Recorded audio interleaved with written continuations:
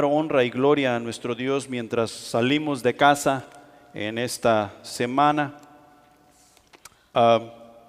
Ahorita que estábamos cantando, algo vino a mi mente y quiero compartirlo con ustedes.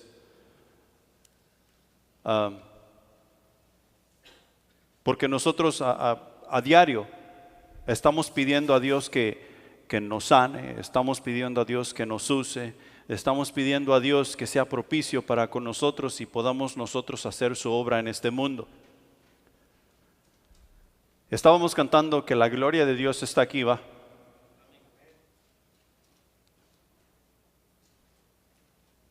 ¿Se acuerdan cuando Moisés bajó de la montaña después de recibir los 10 mandamientos?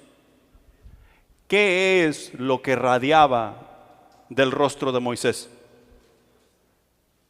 Lo que el ser humano puede ver como la gloria de Dios en una persona que ha estado en la presencia de Dios, en este caso Moisés, por 40 días y 40 noches. Si tú y yo no cuidamos que la gloria de Dios esté en nuestros corazones y que nos haga brillar, nosotros no vamos a sanar de absolutamente nada, ni vamos a ayudar al pecador a sanar de su pecado, ni vamos a poder ayudar a los niños a aprender, no vamos a poder ayudar a nuestros discípulos a caminar en Cristo Jesús. Y la única manera que la gloria de Dios se va a mantener en nosotros y hacernos brillar así como brillaba Moisés, es la palabra viva y eficaz, que sea una práctica diaria en nuestro vivir. O sea que cuando tú te levantas, ¿qué vas a desayunar? Huevo con tocino. No, ¿qué huevo con tocino ni qué 8 cuartos? La palabra de Dios. Cuando sea tiempo de ir tú y tomar tu snack de 10:30 de la mañana, porque es tu hora de descanso, ¿qué vas a tomar como snack o como aperitivo? Una barrita de granola No, ¿qué barrita? Tú vas a meditar en la palabra de Dios que leíste en la mañana para que te ayude a continuar con la gloria de Dios en tu vida. Y cuando se llegue la hora del lonche, ¿qué vas a comer? La palabra de Dios. Tú vas a repasar ¿Que estoy diciendo que tú no vas a comer alimento? No, yo no estoy diciendo que tú no vas a comer alimento. Yo estoy diciendo que la palabra de Dios sea número 1. Primero,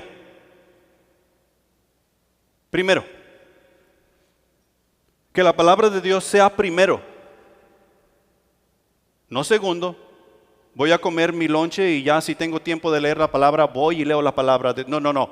Lee la palabra de Dios y si tienes tiempo de ir y comerte un taco o 2, cómetelos. Pero primero es la palabra de Dios. Y de esa manera la gloria de Dios se mantiene con nosotros en todo tiempo y en todo lugar, y nosotros vamos a ser diferentes. Cuando nos enfrentemos a esas personas que no tienen conocimiento de Cristo Jesús, ellos van a hacer lo que hacía el pueblo de Israel cuando Moisés caminaba entre ellos. Lo miraban raro porque Moisés brillaba. La gloria de Dios era una viva manifestación en su rostro porque había pasado 40 días y 40 noches en la presencia de Jehová, Dios de los cielos.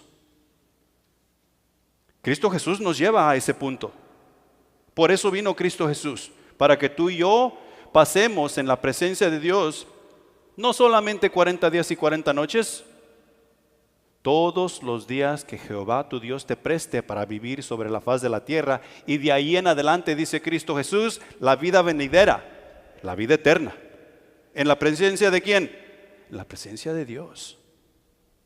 He ahí la razón por la cual somos diferentes. He ahí la razón por la cual nos reunimos para celebrar lo que Jesucristo ha hecho por nosotros. ¿Ok? Bueno, vayamos a la enseñanza. Lucas capítulo 10, versículos 25 al 37, y vamos a leer y luego nos regresamos y hacemos un poco, escuchamos un poco la enseñanza que Dios ha preparado para nosotros hoy. Comenzando con el versículo 25, dice: Y he aquí un intérprete de la ley se levantó y dijo para probarle: Maestro, ¿haciendo qué cosa heredaré la vida eterna? Él le dijo, ¿qué está escrito en la ley? ¿Cómo lees? Aquel respondiendo, dijo, amarás al Señor tu Dios con todo tu corazón y con toda tu alma y con todas tus fuerzas y con toda tu mente y a tu prójimo como a ti mismo. Y él le dijo, bien has respondido, haz esto y vivirás. Pero él, queriendo justificarse a sí mismo, dijo a Jesús, ¿y quién es mi prójimo? Respondiendo Jesús le dijo, un hombre descendía de Jerusalén a Jericó y cayó en manos de ladrones, los cuales le despojaron e hiriéndole se fueron, dejándole medio muerto. Aconteció que descendió un sacerdote por aquel camino y viéndole pasó de largo. Asimismo un levita, llegando cerca de aquel lugar y viéndole pasó de largo. Pero un samaritano que iba de camino vino cerca de él y viéndole fue movido a misericordia. Y acercándose vendó sus heridas, echándoles aceite y vino, y poniéndolo en su cabalgadura, lo llevó al mesón y cuidó de él. Otro día al partir sacó 2 denarios y los dio al mesonero y le dijo, cuídamele, y todo lo que gastes de más yo te lo pagaré cuando regrese. ¿Quién pues de estos 3 te parece que fue el prójimo de aquel que cayó en manos de ladrones? Él dijo, el que usó de misericordia con él. Entonces Jesús le dijo, ve y haz tú lo mismo. Dios, a cada uno de nosotros que profesamos fe en Cristo Jesús, nos ha llamado a involucrarnos en la obra que Él está haciendo. Ese es el llamado. Ninguno de los que estamos en Cristo Jesús tenemos permiso de hacer lo que nosotros queremos hacer. Jesús mismo dice, yo no he venido a hacer mi propia voluntad. Jesús mismo dice, las cosas que yo hago y las cosas que yo digo son las cosas que el Padre me dice que haga y que diga. De la misma manera a ti y a mí, como hijos de Dios, somos enviados al mundo no para hacer nuestra obra, sino para involucrarnos en la obra que Dios ya está haciendo. He ahí la razón de la salvación en Cristo Jesús. No hay otra razón. Nosotros podemos decir que la salvación es para la vida eterna, que la salvación es para vivir en paz, que la salvación es para esto y para el otro, pero la salvación es para que tú y yo cumplamos el privilegio de poder servir a Jehová Dios de los cielos. Sin salvación no hay servicio. Absolutamente no hay servicio. Todo lo que en la iglesia, o sea, el cuerpo de Cristo, todo lo que en la iglesia aprendemos es para hacer la obra que Dios nos ha mandado hacer. En la iglesia se nos exhorta, en la iglesia se nos enseña, en la iglesia se nos manda a hacer la obra que Dios ya está haciendo, o sea, que nos unamos a hacer la obra que ya está haciendo. Dijo Joel nos recordó la gran comisión. La gran comisión dice, ir y hacer discípulos de todas las naciones. Yo soy mexicano, ¿a dónde voy a ir? ¿A México? El que aquí es de Centroamérica, ¿a dónde va a ir? ¿A Centroamérica? El que aquí es de China, ¿a dónde va a ir? ¿Con los chinos de Japón? No. No importa cuál sea la nacionalidad, tú vas a ir de misionero a donde el Señor te diga que tú vas a ir. Ay, pero yo no sé hablar ese idioma, yo no sé hablar ese lenguaje. ¿Quién capacita? Bueno, les voy a repetir la pregunta. ¿Quién capacita? Dios capacita. Y tú y yo tenemos que confiar en eso. Tú y yo tenemos que estar en la misma página con Dios. Tú y yo tenemos que darnos cuenta que mientras nosotros aprendemos dentro de la iglesia, que es el cuerpo de Cristo, que vamos a hacer lo que Dios nos ha mandado hacer. Para agarrar un poco de contexto en lo que está sucediendo aquí, la persona que le estaba haciendo la pregunta a Jesús no era cualquier persona. Era un intérprete de la ley, lo cual quiere decir que esta persona era una persona estudiada, era una persona calificada, era una persona que tenía un alto nivel social dentro de la sociedad entre los judíos. Y por eso el versículo 25 dice, este le preguntó a Jesús para tentarle. Como quien dice, esta persona estaba pensando, mira este Jesús de Nazaret, ¿qué bueno puede salir de Nazaret? Dice que es profeta, dice que es el Mesías y hace milagros y hace esto, hace el otro. Yo soy titulado, yo soy estudiado, déjame le pregunto para ver qué me contesta.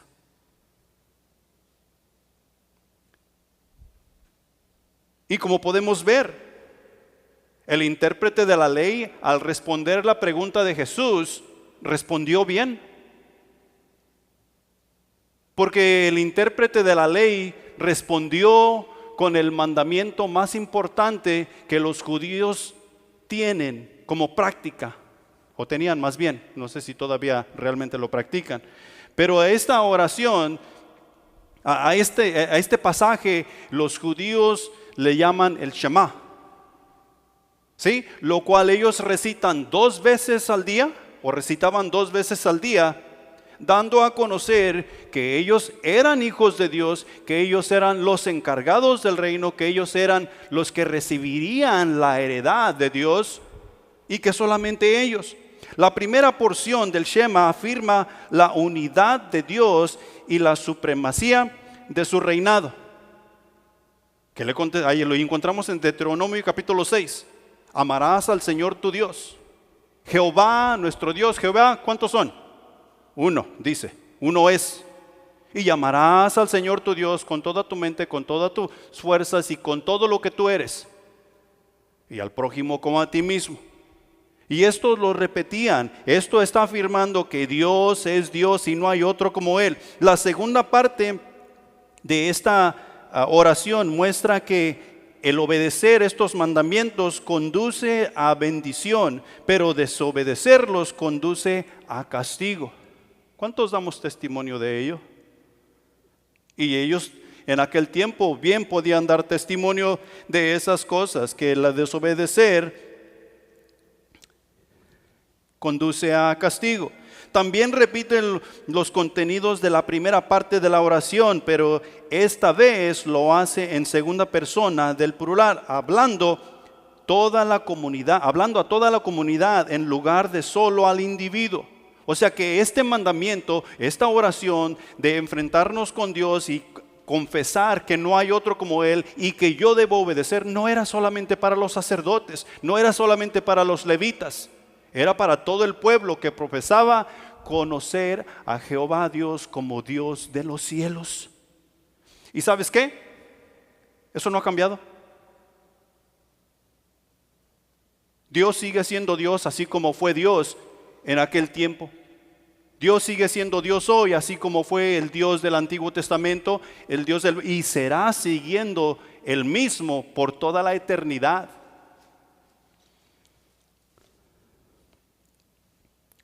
Aquí llegamos a una conclusión. El conocimiento no es suficiente. Saber no es suficiente. Saber y estar en oración, así como lo hacían estos religiosos, no fue suficiente.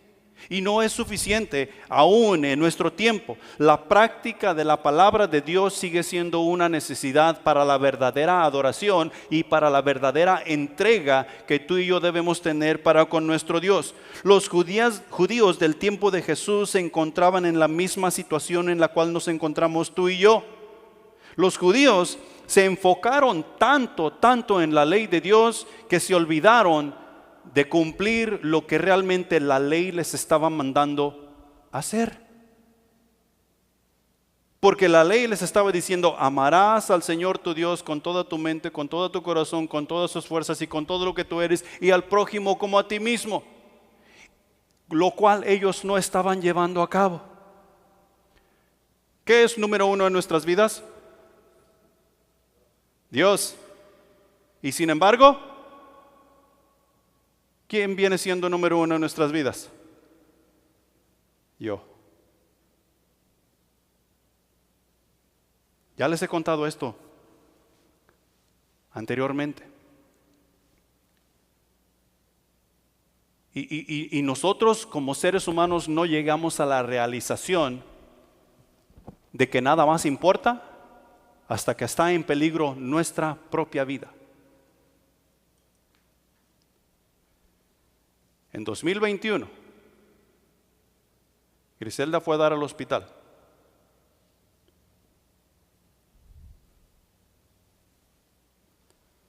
¿Sí? Nosotros tenemos casa, tenemos muebles y tratamos de tener nuestra casa organizada, el zacate cortado y que se mire bien, porque mi pensar es que todo lo que Dios me ha permitido tener y todo lo que nosotros somos es un testimonio de quién Dios es en mi vida. Pero cuando se puso la cosa así de seria, que ella tuvo que ir al hospital, ¿sabes qué es lo único que importaba? La vida de ella. Y para ella, más que yo. Y para ella más que yo. ¿De quién dependía la vida de ella? ¿De la casa que tenemos? ¿Del automóvil que manejamos? ¿Del dinero que tenemos en la cuenta de banco, que son como $100? No, la vida de ella dependía totalmente de Dios. Dios es quien decidía si se iba o se quedaba. ¿De quién depende tu vida? Tú y yo tenemos que comportarnos como que nuestra vida depende de Dios. Y no importa lo que nosotros hagamos o dejemos de hacer, cuando es tiempo de irse, es tiempo de irse porque Dios dice. No hay vuelta de hoja en cuanto a eso. Tú y yo seguimos teniendo el mismo problema que los judíos tenían en su tiempo. Los judíos tuvieron al Mesías en carne y hueso delante de ellos. ¿Y sabes qué hicieron? Lo negaron. Hoy en día la iglesia vamos por el mundo presentando a Jesucristo como el Salvador, como la respuesta a todos los problemas que la humanidad tenemos. ¿Y qué es lo que hemos hecho la mayoría? Lo hemos rechazado y lo seguimos rechazando. En la iglesia lo seguimos rechazando. Una estadística que ya te he dado antes: Estados Unidos, donde tú y yo vivimos, donde tú y yo tenemos nuestra misión, se dice que somos más del 60% de la población, somos cristianos. ¿Por qué tenemos la clase de problemas que tenemos si más del 60% somos cristianos? Porque estamos viviendo nuestro cristianismo como a nosotros se nos antoja. No es que yo voy a ser cristiano de esta manera, no es que yo voy a ser cristiano de esta manera. ¿De cuántas maneras Dios nos permite ser cristianos? De una.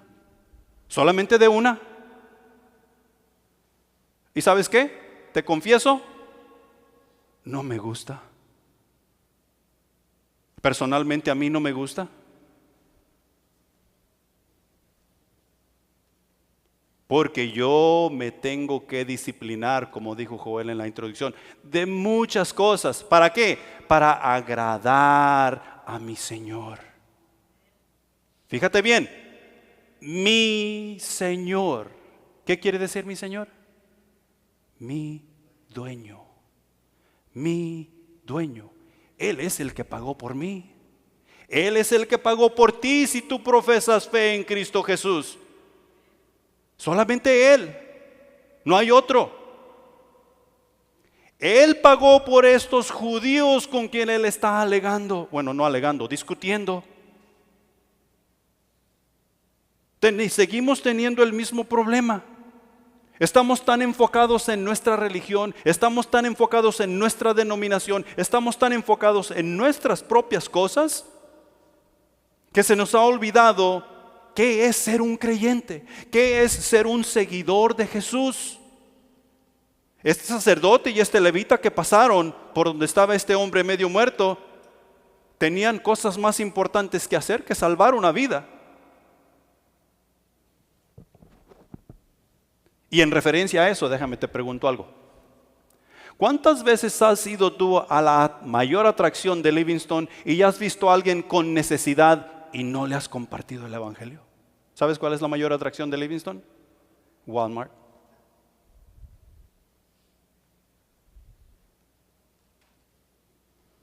Tú y yo necesitamos compartir el Evangelio. Por el Evangelio es que tú y yo llegamos a la salvación. Y por el Evangelio es que las siguientes discípulos nuestros llegarán a la salvación. No hay otro. Y el Evangelio es este que podemos encontrar en la palabra de Dios. Ahora, tú y yo tenemos ventajas sobre la generación en la cual se encontraba Jesús. Tú y yo tenemos la palabra de Dios de principio a fin. Antiguo Testamento y Nuevo Testamento. ¿Qué tenían los judíos de aquel tiempo? La ley y los profetas. Tú y yo tenemos la palabra de Dios en su totalidad. ¿En cuántos idiomas? Mano, un montón. ¿En cuántas versiones? Un montón de versiones. Lo que estoy tratando de decir es que tú y yo no tenemos excusas para decir, es que la vida cristiana es difícil, hermano. Sí, es difícil. Pero no pongas tu mirada en la vida difícil que estás tratando de vivir. Pon tu mirada en Jesús. No dejes que el diablo te distraiga y te desvíe del camino que tú debes de caminar. Según la palabra de Dios, simplemente saber no es suficiente. Simplemente saber qué es lo que dice la palabra de Dios no es suficiente. En el infierno encontrarás, si acaso vas ahí, porque yo no voy a ir, yo no sé tú, encontrarás un montón de personas que te recitarán la Biblia de principio a fin y hasta de memoria. De memoria. Pero que nunca creyeron de corazón. Saber no es suficiente. Creer es lo que necesitamos tú y yo hacer. Y necesitamos la definición correcta de creer según lo que la palabra de Dios nos dice. No lo que dice Google, no lo que dice el mundo, no lo que dice tu libro de quién sabe quién en casa, sino la definición correcta de creer según lo que la palabra de Dios nos dice. Porque si tú y yo creemos en la palabra de Dios, tú y yo vamos a tomar cartas en el asunto en cuanto a la práctica de la palabra de Dios que leemos cada mañana, que leemos cada día, que oímos cada domingo. Tú y yo vamos a tomar acción. No como el sacerdote, no como el levita, sino como el samaritano. Tú y yo vamos a arriesgar predicar el evangelio. Tú y yo vamos a arriesgar, invertir, ir por aquellas personas que están sufriendo, que dicen querer dinero, que dicen querer tener esto y lo otro, pero la realidad es que lo que necesitan y lo único que necesitan es Cristo Jesús. No lo entienden y ni lo van a entender como tú y yo no lo entendimos hasta que se nos predicó el evangelio, comenzamos a caminar en Cristo Jesús y ahora sí nos damos cuenta que el dinero sale sobrando, que las pertenencias salen sobrando, que todo lo que podemos obtener en este mundo sale sobrando y lo único que importa y que permanece es Cristo Jesús. Con Cristo Jesús yo lo tengo todo, sin Cristo Jesús no tengo absolutamente nada. Y por eso tomo acción. Por eso debes tomar acción. El centro de la enseñanza del samaritano, la parábola del samaritano, es la compasión y el amor al prójimo. La compasión y el amor al prójimo. Y fíjate que hoy en día es súper difícil evangelizar. ¿Sabes por qué? Porque el amor, así como lo que nos dice la palabra de Dios, el amor ha menguado y la maldad ha aumentado. El amor ha menguado y la maldad ha aumentado, pero el propósito de tú y yo, o el tuyo y el mío, no ha cambiado. El propósito tuyo y mío sigue siendo unirnos a la obra de Dios que Él ya está haciendo. Predicar la palabra de Dios a tiempo y fuera de tiempo, para que otros puedan llegar a conocerle. O sea, tomar acción, tomar cartas en el asunto. Tú y yo, ¿no se nos ha quitado la responsabilidad de obedecer sus mandamientos? Tú y yo necesitamos seguir obedeciendo sus mandamientos. Pero es que sus mandamientos son Antiguo Testamento, hermano. ¿Tú crees que la palabra de Dios pasa de moda? No, la palabra de Dios no pasa de moda, ni tampoco pierde valor según pasan los años. La palabra de Dios es la misma ayer, hoy y seguirá siendo la misma por los siglos, de los siglos, de los siglos, de los siglos. Porque es viva y eficaz. Y si tú y yo obedecemos los mandamientos que encontramos en la palabra de Dios, no importa qué tribulación, qué problemas, qué confrontaciones tengamos en este mundo, no importa si perdemos la vida, cuando despertemos de esa muerte, ¿sabes dónde es? Gloria. Es gloria. Y te vas a dar cuenta que el haber perdido la vida por causa de Cristo ha valido la pena. En el campamento yo estaba encargado de la música y fuimos 3 grupos musicales que llevamos la alabanza. Entonces mi trabajo era de decir, mira, es que tú vas a hacer esto y tú vas a hacer aquello, y estas melodías tal vez se oiría mejor si las hicieras así, o mira esto y lo otro. ¿Cómo lo vas a hacer? Ya nos acomodamos. Y ya yo entraba, mira, si haces esto aquí y aquí tal vez se oye mejor. Y llega uno al final del campamento y me dice, tú eres el MVP, el jugador más valioso. Es lo que está dando a entender. Y le digo, bueno, depende de qué palabras tú le hayas puesto al MVP. Pero el hecho de que él me haya dado la definición, o sea, lo que MVP quiere decir, el jugador más valioso, eso es alabanza para mi Dios. Que Él está viendo mi trabajo que yo estoy tratando de hacer con ellos. Y mira, liar con músicos es un dolor de cabeza.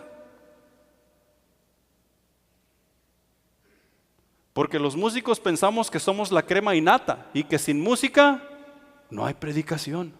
¿Cuándo viste tú a Jesús caminando por las calles de Jerusalén con una guitarrita en la mano para poder dar el sermón? ¿Verdad que no? Pero tú y yo necesitamos ponernos a la disposición de Dios para obedecer sus mandamientos y unirnos a lo que Él ya está haciendo. Dios lo ha estado haciendo desde el principio y lo seguirá haciendo por la eternidad. Y si tú y yo nos unimos a su causa, cuando sea tiempo nos llevará a casa con Él. Gloria. Gloria. Tú y yo necesitamos practicar las enseñanzas de Jesús. Si tú y yo creemos en la palabra de Dios, seremos unos practicantes de las enseñanzas de Jesús. Y lo que hemos estado viendo de enero para acá es solamente una probadita. Cuando nosotros nos sumergimos en un tema como este, simplemente estamos rascando la superficie de las enseñanzas de Jesús. Tú y yo podemos pasar meses y años y vidas en las enseñanzas de Jesús, y llegaremos a la eternidad. ¿Y sabes qué es lo que escucharemos en la eternidad? Alabaré, alabaré. Seguiremos alabando a nuestro Dios por sus enseñanzas, y Él nos seguirá enseñando. Él será nuestro Dios y tú y yo seremos sus hijos amados. Eso es lindo, eso es bonito. ¿Cómo no voy a practicar sus enseñanzas? ¿Cómo no voy a llevar sus mandamientos a cabo en mi vida? ¿Cómo no me voy a unir a lo que Él ya está haciendo? ¿Te la pongo a ti? ¿Cómo es que tú no vas a practicar sus enseñanzas? ¿Cómo es que vas a tener algo más importante que hacer? Dice Jesús, yo tengo, los voy a dejar ahí que coman ustedes porque yo tengo otra comida que comer. ¿Cuál era la comida que tenía que comer? La voluntad del Padre. Hablar con Él, charlar con Él, meterse en intimidad con el Padre. ¿Cuál es la cosa más importante que tú y yo tenemos que hacer?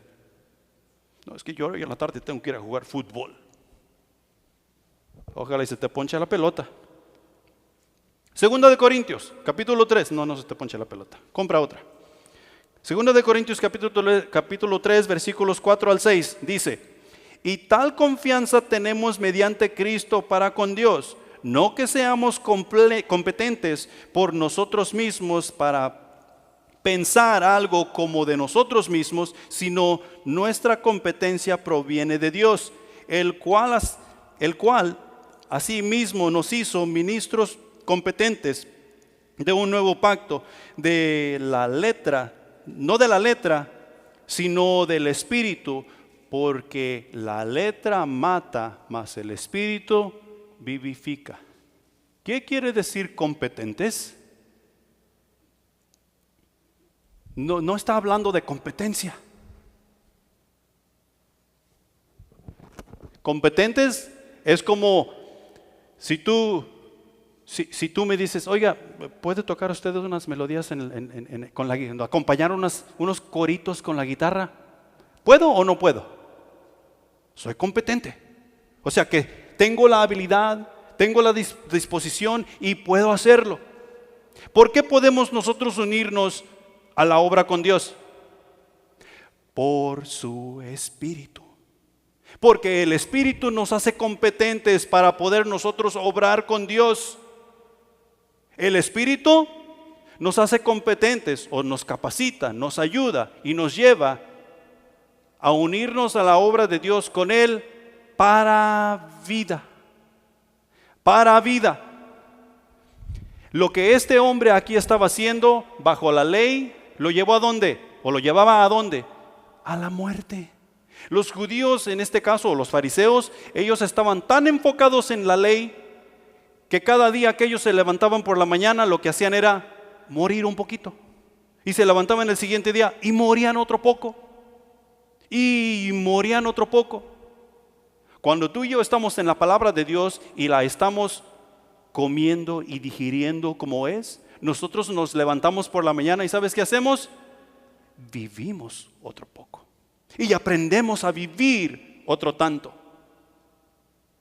Y aunque nuestros cuerpos físicos van decayendo y se van haciendo más débiles y más torpes, debido al pecado que habita en el cuerpo, en el espíritu tú y yo estamos siendo más vivos y más vivos y más vivos, de tal manera que cuando sea el tiempo de llegar a la muerte, ya no habrá necesidad del cuerpo para vivir. ¿No es glorioso eso? Y en el tiempo de la resurrección, el Padre unirá a esa alma que está viva con un nuevo cuerpo en gloria, así como lo hizo con Jesús. ¿Quién hace eso? El Espíritu que habita en el creyente, que nos ayuda a unirnos a la misión con Dios. El Espíritu es la razón por la cual tú y yo podemos ver la vida diferente. El Espíritu es la razón por la cual podemos salir afuera y ver este mundo que está cada día más decaído por la violencia y la maldad, y podemos decir: aquí hay algo bueno que hacer. El Espíritu.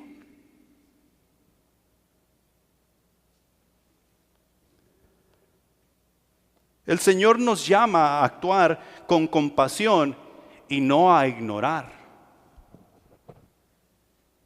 Los personajes que encontramos en esta parábola son tres. Son el levita, son el sacerdote y el samaritano. El sacerdote. Vamos a ver el sacerdote primero. El sacerdote en el Antiguo Testamento, antes del pueblo de Israel. Ese era estar ante el pueblo de Israel. Era un sacerdote. El sacerdote era una persona que gobernaba a un pueblo. Tenían las funciones administrativas y religiosas, o sea que ellos tenían la función de guiar al pueblo a la presencia de Dios, de encarar al pueblo con la presencia de Dios para que ellos pudieran conocer a Jehová, Dios de los ejércitos, y decir: nosotros vamos a servir a Jehová. Y lo vemos un montón de veces en el Antiguo Testamento. Los sacerdotes eran los encargados de presentar los sacrificios a Dios a favor del pueblo. El pueblo decía, mira, yo este año he pecado, he hecho esto, he hecho lo otro, y traían, según la ley del sacrificio, traían lo que tenían que hacer, lo que tenían que presentar, y el sacerdote hacía lo que tenía que hacer y presentaba el sacrificio para que los pecados de la persona, del pueblo, fueran perdonados y Dios les permitiera seguir viviendo y seguir haciendo su obra. Ellos ofrecían los sacrificios. Los levitas. A los levitas se les dio como herencia el sacerdocio, el resto de las 11 tribus de Israel. O sea que los levitas no tenían tierra como heredad en la tierra prometida. Si nosotros nos acordamos allá en el libro de Josué, Dios repartió las tierras, Josué repartió las tierras por instrucción de Dios, y a cada tribu le dio su pedazo de tierra donde habitar. Pero a la tribu de Leví no le dio tierra, porque la herencia de la tribu de Leví es Jehová.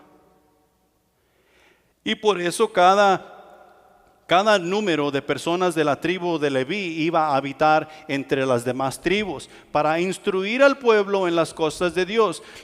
De los levitas es que salían los sacerdotes. El trabajo de los levitas era asistir a los sacerdotes en el sacrificio, en el templo, en todas las cosas que se tenían que hacer para que el pueblo de Dios fuera santo y puro delante de él y pudieran servirles. Los levitas tenían que aprender lo que los sacerdotes hacían. ¿Sabes cómo se llama eso? Discipulado. Discipulado. Cuando yo deje de hacer mi función de predicador, ¿sabes quién debe seguir en el puesto? No es que nosotros vamos a formar un concilio y vamos a traer al predicador más bueno que... Oh, qué bíblico. Qué bíblico. ¿De dónde surgían los sacerdotes cuando el sacerdote ya era tiempo de ir a casa? De la tribu de Leví, por eso se les enseñaba en la iglesia de dónde deben surgir el siguiente predicador cuando el predicador que tienen ya no puede o ya es tiempo de ir a casa. ¿De dónde debe salir? De la congregación. Por eso se les discipula, por eso se les enseña, por eso se les instruye, por eso se les dice presten atención. ¿De dónde van a salir los misioneros? No, es que nosotros vamos a hacer un concilio y vamos a buscar los mejores misioneros. No, la iglesia, para eso es la iglesia, para eso es el cuerpo de Cristo. Y eso es lo que los levitas hacían. Eran los encargados de instruir al templo, de asistir a los sacerdotes en los sacrificios y todas esas cosas. O sea, ¿qué podían esperar los judíos de los levitas y los sacerdotes? Lo mejor, la instrucción, que cuidaran del pueblo, porque el trabajo de ellos era encaminar a los judíos, al pueblo de Israel, a los pies de Dios y servir. Ahora, el samaritano. Los samaritanos eran extranjeros. Los samaritanos se encontraban en la parte norte de Israel, Samaria. La parte norte de Israel había sido conquistada por los asirios. ¿Sí? Habían sido llevados en cautiverio y los asirios hicieron lo que quisieron con la parte norte de esa conquista. De tal manera que se metieron los asirios con los judíos del norte y los judíos del norte con los asirios y hicieron lo que tú vas a encontrar en la historia y tú ahorita se te va a prender un foco ahí. ¿Sabes cómo les llamaron a esa mixtura de asirios y judíos? Mestizos. Y ya se te prendió el foco. ¿Qué somos tú y yo? Mestizos. ¿Por qué somos mestizos? Porque somos una mixtura de los indios que encontraron, de los nativos, se van a ofender, de los nativos que encontraron en México y los españoles. O no solamente en México. Pero era una mixtura. Ahora, los judíos tenían la ley que guardar. Y los asirios, ¿qué tenían? Dioses. No Dios, dioses. Lo cual quiere decir idolatría. Y cuando los judíos que se habían quedado, los del norte, oyeron que estos judíos, los del sur, perdón, oyeron que los del norte se habían quedado y ahora estaban viviendo en desacuerdo a la ley de Dios, mandaron algunos sacerdotes para el norte y les instruyeron en las cosas de Dios para que volvieran a la ley de Jehová, para que volvieran a los mandamientos de Jehová. Pero ahora lo que tenían era una mixtura de la ley de Jehová y la idolatría. Y ya sabemos que eso no funciona. Dios dice, o tú estás conmigo o estás contra mí. Entonces los samaritanos, encontramos nosotros en la historia que para el pueblo judío ellos eran peor que perros, despreciables. Los samaritanos en el reino del norte, ellos habían hecho sus templos y ellos habían hecho su propia religión y también era religión judía, así como los del sur. Si tú lees el capítulo 4 del Evangelio de Juan, te vas a dar cuenta en el encuentro de Jesús con la mujer samaritana. Unos dicen que debemos adorar aquí, otros dicen que debemos adorar. Pero este pozo nos los dio nuestro padre Jacob. ¿Quién es Jacob? Uno de los patriarcas. O sea que ellos pensaban que tenían todo lo correcto, pero de acuerdo a lo que encontramos tú y yo en la palabra de Dios, nos damos cuenta que no era correcto. Tampoco los judíos estaban correctos. Y ahí la razón por la cual Jesús vino y se presentó en el escenario y está dándole esta parábola a este maestro de la ley que piensa ser mejor que él. Tenemos al levita y al sacerdote, de los cuales podemos esperar la crema y nata del servicio. Y tenemos al samaritano, que es un vago, según los judíos. Entonces tú y yo llegamos a unas conclusiones personales en cuanto a esta enseñanza.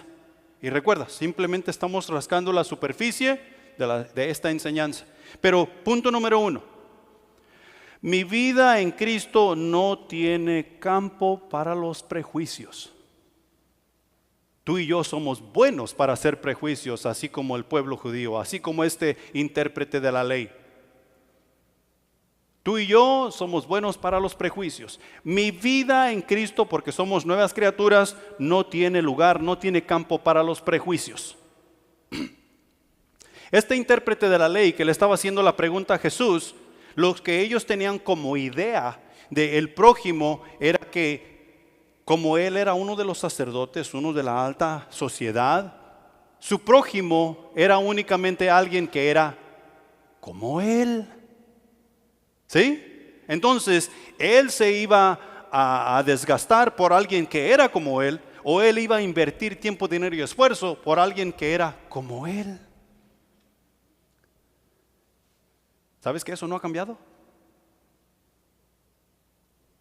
Nosotros miramos a nuestro alrededor porque somos muy buenas gentes y queremos ayudar. Pero decimos, ese parece de Guatemala, no, ahí no. Centroamericano no tampoco. Mexicano, ese sí. ¿Y sabes qué está pensando el centroamericano y el guatemalteco? Están pensando exactamente lo mismo. Estamos en la misma. Porque nos hemos hecho prejuicios. Estamos juzgando antes de conocer y de saber.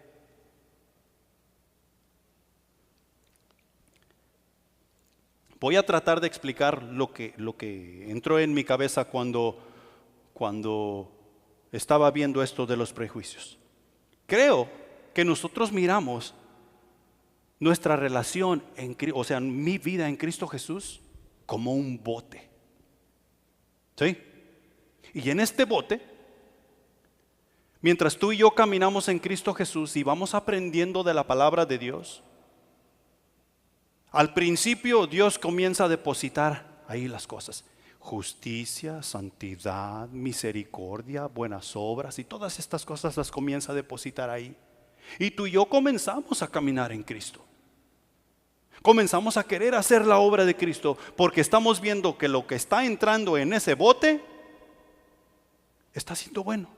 Pero llega un punto donde tú y yo ya aprendimos 2 o 3 cositas de la palabra de Dios y comenzamos a ver qué es lo que va a entrar en ese bote. Y entonces ya no depende de Dios qué es lo que va a entrar en ese bote. ¿Sabes cómo se llama ese bote? Corazón. Y de ese punto en adelante, como estamos haciendo un prejuicio de qué es lo que va a entrar, nosotros somos los que decidimos si va a entrar o no va a entrar. ¿Cuántos batallamos con cuál es la voluntad de Dios? ¿Cuántos batallamos con qué es el llamado de Dios para mi vida? ¿Cuántos batallamos como que cómo es que yo debo hacer las cosas? Mano, todos batallamos con eso. Si tú dices que tú no batallas con eso, estás rompiendo uno de los mandamientos.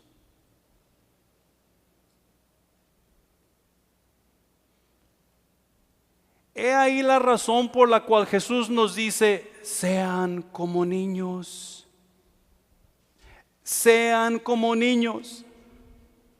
A todos estos niños que ya han crecido aquí, ¿sabes qué es lo que a todos les he dicho?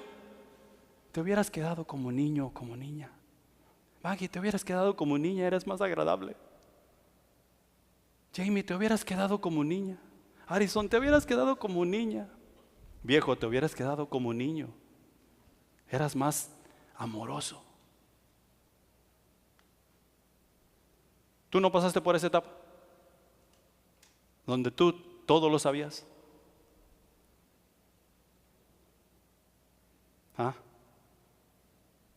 Y a veces así pensamos que es nuestra vida en Cristo. Y nos hacemos un montón de prejuicios. Los prejuicios no son buenos.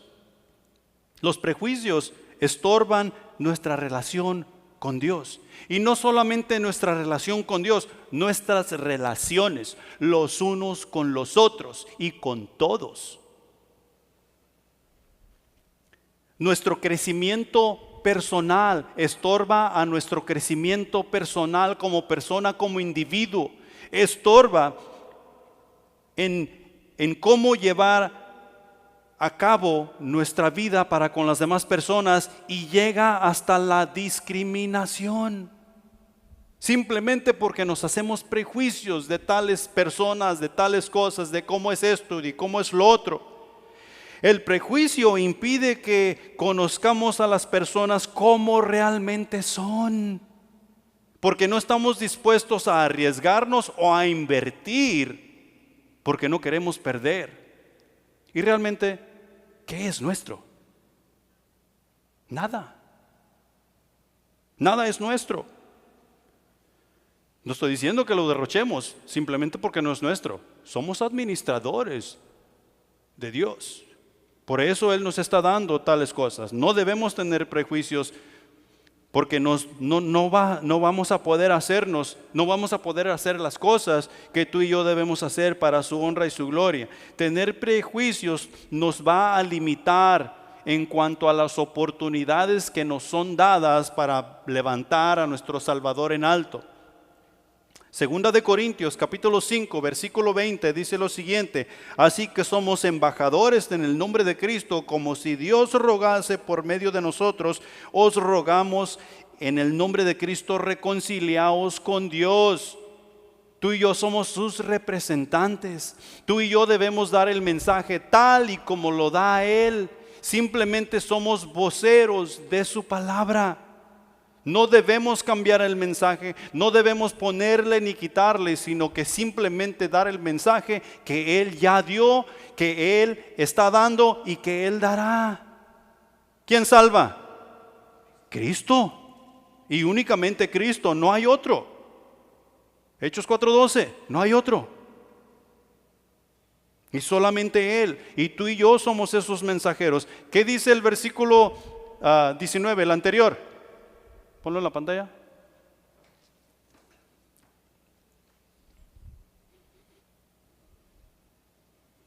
Segunda de Corintios capítulo 5 versículo 19.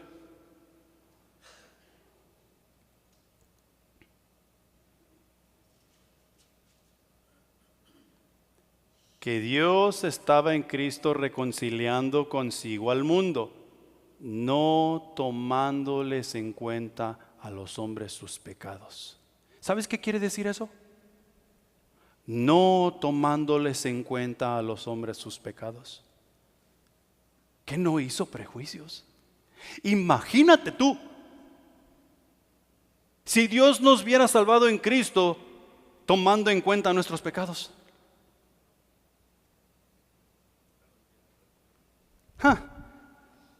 Nosotros estuviéramos más perdidos que una cabra, súper perdidos. Por consiguiente, no podemos hacernos nosotros prejuicios de decir, oh no, es que fulano de tal es más pecador que este. Aquellos son de veras malos. No, no tomándoles en cuenta los pecados. Somos embajadores. Y embajador simplemente quiere decir que somos mensajeros. Hemos venido a traer el mensaje del Rey. Y estamos hablando del Rey de Reyes, Señor de Señores, que vive por los siglos de los siglos. De Jesús. Punto número 2. Mi prójimo es la persona que está a mi lado. La persona que está a tu lado es tu prójimo. La persona que está enfrente de ti es tu prójimo. La persona que está atrás de ti es tu prójimo. Y cuando salgas de aquí y vayas a la mayor atracción, tu prójimo va a ser la persona que tengas a tu lado. ¿Qué es lo que tienes que hacer? Anunciar. No importa la raza, no importa la lengua ni el color de la persona. Mi prójimo es la persona que está a mi lado, que se encuentra a mi derredor. Como administrador de los misterios de Dios, es mi responsabilidad dar a conocer el mensaje que se necesita comunicar. Y el mensaje que hoy en día más se necesita comunicar es que Cristo salva, que Cristo es el alivio para todos los problemas que tú y yo podemos tener. El intérprete de la ley hace una pregunta a Jesús con una respuesta obvia. ¿Quién es mi prójimo?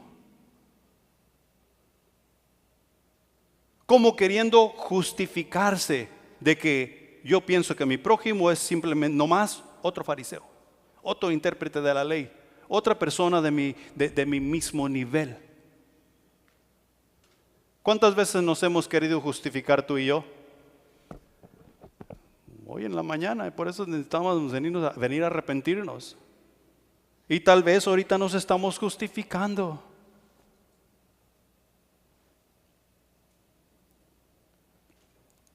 El prójimo no es solo un miembro de la misma comunidad, raza o religión, sino cualquier ser humano que necesita ayuda. La enseñanza central de la respuesta de Jesús al intérprete es la compasión y el amor que como embajadores del reino debemos comunicar y transmitir. Comunicar y transmitir quiere decir que no solamente debemos hablar, no solamente debemos dar el mensaje, sino que debemos nosotros, una vez que hemos dado ese mensaje, tomar a esa persona y enseñarle cómo vivir la vida en Cristo, cómo agradar al Padre. Y si tú te fijas en todos los personajes que encontramos en la palabra de Dios, todos ellos hicieron lo mismo. Abraham obedeció a Dios sin saber a dónde iba. Moisés guió al pueblo de Israel a la tierra prometida, enseñándoles cómo llegar a la tierra prometida. Samuel hizo lo mismo, enseñar al pueblo cómo alabar y adorar a Dios. Isaías hizo lo mismo. Arrepentíos, dice el Señor, buscad a Jehová mientras puede ser hallado. Y tú vas a encontrar esta referencia en la palabra de Dios de principio a fin. En el versículo 37 nos dice que amar al prójimo no es solo cuestión de creer. Requiere acción basado en lo que tú crees. Por ejemplo, ¿Cuántos de ustedes me levantan su mano en alto y me dicen que ustedes aman a Dios? ¿Ni uno? No, no puede ser, no tengan pena. Estamos en la iglesia, estamos en la casa de Dios. ¿Amamos a Dios? Ok.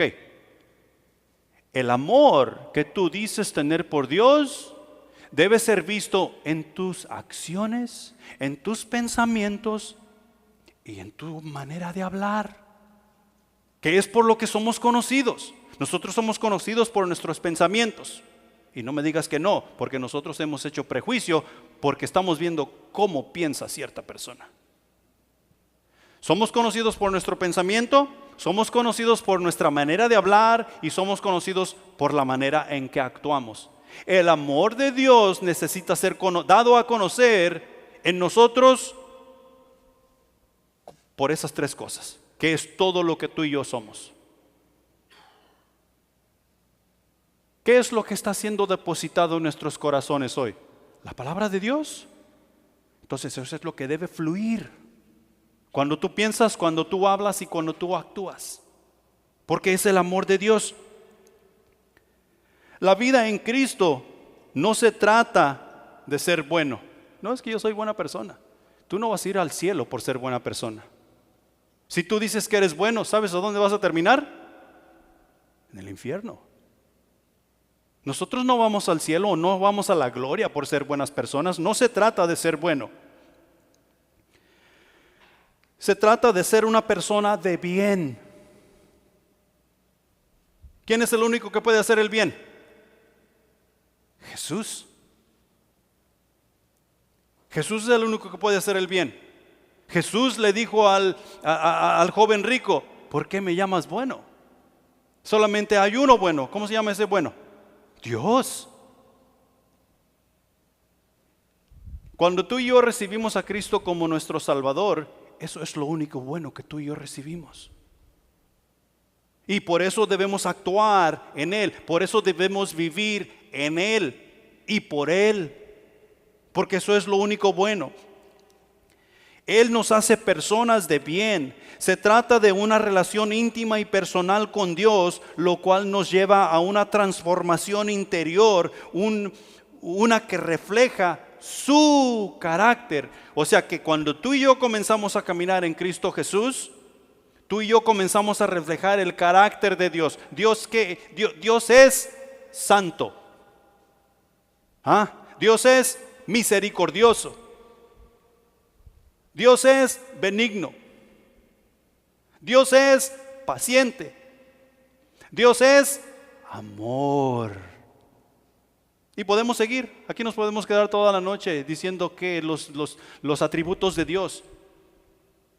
Y los atributos de Dios deben de ser vistos en nuestras vidas porque tú y yo caminamos con Dios. Porque la palabra de Dios ha sido depositada en nuestros corazones. No como levitas, no como sacerdotes. Ahora sí, como samaritanos, porque no merecemos la gloria de Dios. Sin embargo, en su infinita misericordia, que es lo que nos lleva al siguiente punto, Él nos la ha concedido. Él nos la ha concedido en Cristo Jesús. Punto número 3. Gracia, justicia y misericordia es lo que tú y yo vemos en esta parábola. Gracia, justicia y misericordia. Tú y yo leemos esta parábola y nos indignamos. Y decimos, qué bárbaro, qué rudos estos levitas, qué rudos estos sacerdotes. Qué desperdicio de personas, mira, y desean servir a Dios. Nos indignamos, nos enojamos y nosotros queremos hacer justicia. ¿Verdad que sí? Amén. Nosotros miramos lo que está sucediendo en este mundo, todas las atrocidades, y nosotros queremos justicia. Justicia. Vamos y nos quejamos con las autoridades, vamos y nos quejamos con el gobierno y nosotros decimos justicia. Miren, nosotros miramos a nuestro país, México, o miramos El Salvador en el tiempo de la guerra y lo que queríamos era justicia. Nosotros miramos cómo están los criminales por todos lados y decimos queremos justicia. Queremos justicia, ¿va? ¿Sabes a dónde nos lleva la justicia? ¿A dónde nos va a llevar la justicia? La justicia nos lleva al castigo. Y para aquellos que conocemos la palabra de Dios, si Dios nos da justicia, ¿a dónde nos lleva la justicia? Al infierno. Al infierno, porque eso es lo que merecemos. La justicia nos va a llevar al infierno. Pero antes de que nos diera la justicia Dios nos dio la gracia para poder darnos la justicia. ¿Qué es gracia? Es algo que tú y yo no merecemos. He ahí la razón por la cual Efesios nos dice que la salvación en Cristo Jesús es por gracia. No es de nosotros mismos, ni no es nada que tú y yo podamos hacer o lograr hacer. Es por gracia. No merecemos la salvación, pero por gracia Dios fue movido a misericordia y nos dio la salvación. El levita y el sacerdote pasaron por al lado de ese hombre que estaba allí medio muerto, y en vez de acercarse, le sacaron la vuelta y no quisieron impartir gracia, porque no merecía ese medio moribundo, su presencia, su ayuda no la merecía. Cuando el samaritano pasó por ahí, él no le importó la situación, no le importó el escenario, no le importó qué es lo que pudiera pasar, lo arriesgó todo y impartió gracia, porque fue movido a misericordia. Y no solamente eso, si tú lees el resto de los versículos, del 33, 34 y 35, pero un samaritano que iba de camino vino cerca de él, viéndole, fue movido a misericordia, y acercándose vendó sus heridas. Llamó a una ambulancia para que le llevaran alcohol, para que le llevaran con qué vendarlo, para que lo llevaran al hospital. No, él vendó sus heridas. Este era un hombre preparado. Vendó sus heridas, echándoles aceite y vino. Yo creo que pasó por una licorería y por el supermercado, echándoles aceite y vino. No, este hombre invirtió personalmente en él. Tal vez él había comprado el aceite y el vino para uso personal o para el sacrificio de las ofrendas para con su Dios. Pero él vio una necesidad inmediata e invirtió en lo que él había gastado en esta persona, porque esta persona necesitaba la ayuda ya. Cuando Dios te salvó e impartió gracia contigo, ¿tú necesitabas la salvación o podías esperarte unos cuantos días más? No, tú ya la necesitabas. Dios nunca llega tarde, ni nunca es inoportuno. Siempre llega a tiempo. Acuérdate que el punto es gracia, justicia y misericordia. ¿Qué es lo que este samaritano usó o fue movido con esta necesidad? No solamente le echó aceite y vino, sino que lo puso poniéndolo en su cabalgadura. ¿Qué es cabalgadura? Es la montura que usa en aquellos tiempos. El automóvil que ellos tenían era un burro, un caballo, no sé, un camello, y lo puso. Él se quitó de su lugar y le cedió su lugar a este hombre necesitado. Es como hoy en día, tú tienes tu Cadillac y tú encuentras un hombre medio muerto, tú vas y subes ese hombre a tu Cadillac, te va a manchar los asientos, te va a echar a perder la carpeta y te va a echar a perder el carro. Porque eso es lo que estamos pensando. Hace tiempo atrás, hace unos cuantos años, uno de mis jefes me estaba contando que su esposo, era mi jefa, que están viendo raro, mi esposo,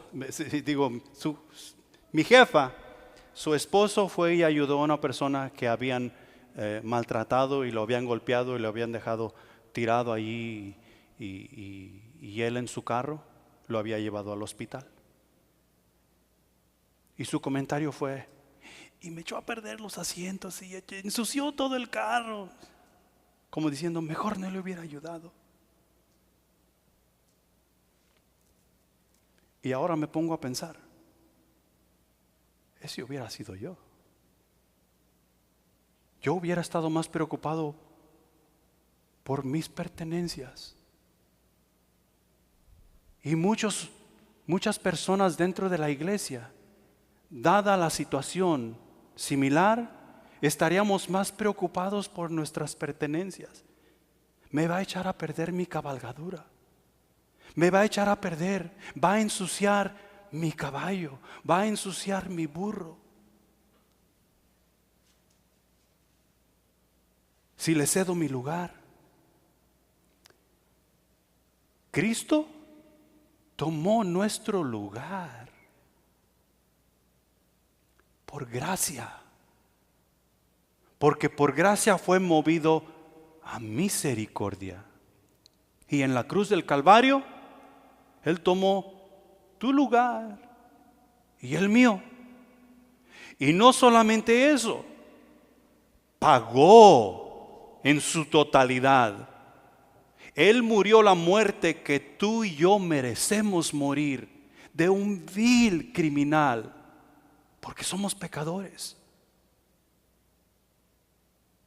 Gracias a Cristo Jesús, hoy tú y yo podemos decir que seguimos siendo pecadores, pero salvos por gracia, redimidos en Cristo Jesús, listos y preparados para estar en gloria con el Rey de Reyes por toda la eternidad. Porque la gracia que mueve a misericordia trae grandes premios. Premios que únicamente tú y yo podemos atesorar en el cielo, mientras trabajamos en este mundo para honra y gloria de nuestro Salvador. ¿Cómo llega eso? ¿Cómo llegamos a ese punto? Tú tienes que obedecer la palabra de Dios. Tú tienes que vivir la palabra de Dios. No como levita o como sacerdote, sino como el samaritano. Tú necesitas que Dios guíe tu corazón. Primeramente, al arrepentimiento. Porque sin arrepentimiento no hay salvación. El arrepentimiento nos va a llevar a la salvación. Fe y arrepentimiento es igual a salvación. La salvación nos lleva a tener una relación personal e íntima con Dios, la cual nos ayuda a hacer la obra que Dios nos ha mandado hacer, a unirnos con Él en la obra que Él ya está haciendo. El deber de cada creyente, el deber de cada uno de nosotros es hacer justicia y llamar misericordia, como Jesús le dijo a aquel fariseo. Hacer justicia porque la gracia ya fue impartida para con nosotros. ¿Cuál es la justicia que el mundo necesita? La justicia de Dios que viene por la misericordia, de la cual tú y yo somos mensajeros, somos embajadores. Vivir en Cristo no es fácil. Oh, pero qué lindo es vivir en Cristo. Una gran recompensa. Pongámonos de pie.